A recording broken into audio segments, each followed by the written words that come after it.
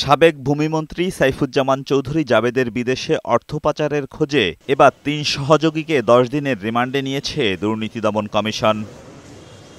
রোববার ২ মামলায় আর্মিড গ্রুপের ৩ কর্মকর্তা জাহাঙ্গীর আলম, আব্দুল আজিজ ও উৎপল পালকে জিজ্ঞাসাবাদ শুরু করেছে উপপরিচালক মশিউর রহমানের নেতৃত্বে একটি দল। অনুসন্ধানকারী কর্মকর্তা তাদের আরও বিস্তারিত তথ্য জানার জন্য মূলত তাদের রিমান্ডের আবেদন করেছিলেন। প্রেক্ষিতে বিজ্ঞ আদালত তাদের রিমান্ড মঞ্জুর করেছেন।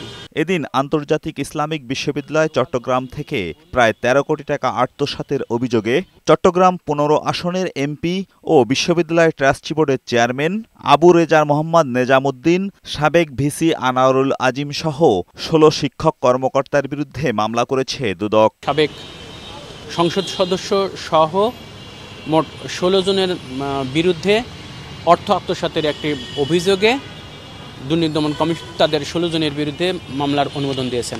আর সংস্থাটির রিমান্ডে থাকা ফারিস্ট লাইফ ইন্স্যুরেন্সের চেয়ারম্যান নজরুল ইসলামের শাস্তি এবং গ্রাহকের ৪.৫ কোটি টাকা উদ্ধারের দাবিতে সেগুনবাগিচায় মানববন্ধন করেছে আমানতকারী সহ সংশ্লিষ্টরা।